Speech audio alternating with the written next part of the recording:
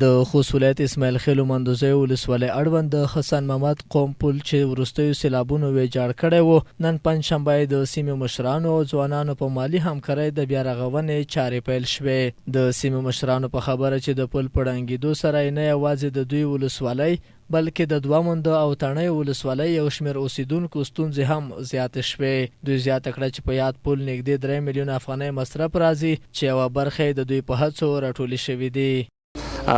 د بس پنې او چاندې په راټولولو په واسطه بیرته ورغوي او جوړې کړي، ځکه چې دغه سیمه یو داسې موقعیت لري چې دې خواته موږ ټول کورونه او فامیلونه یو بل سره پیوست یو. دې خواته هم د نسوانو مکتب دی، هماغه وړکي او ماشومان ځي مکتب ته، په دا سیلابو باندې نشي پورې کېدلی. دا دوه کومینه می ترتیب دا د ولسوالۍ چې دغه مربوط یو ولسوالۍ دغه دو عین نادر شکور دو او بل درګي دا خلک د کلینیک ترسي نو دې په خاطر نه دغه پل ډېر اهمیت لري. بل دغه پل چې دغه لیر مخکې عمومي د کوبل عمومي سړک و او دغه ولسوالۍ وکړي چې څو درې ولسوالۍ سره نښلولې دو او کله کله مقصد امنیتي څه تکلیف و مخکې جمهوریت په وخت کې یعنې د چارواکي موټر په دا لیر خلاصاوه.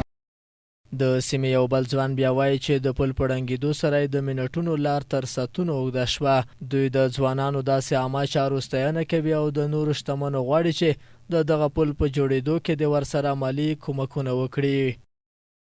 چې په دې باندې د مدرسې شاګردان، د مکتب شاګردان، همداشان ځوانان، زنانه ډېر په سهولت کې وو.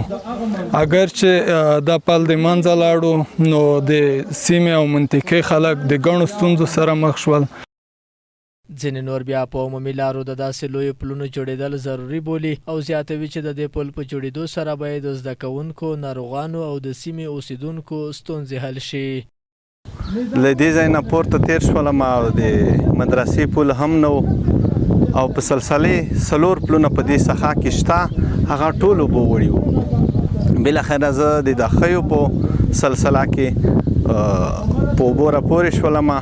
کله چې راپورې شوم بیرته ډډوالو ته تلم، دا تقریبا یوه نیمه ګنټه وخت یې ونیو.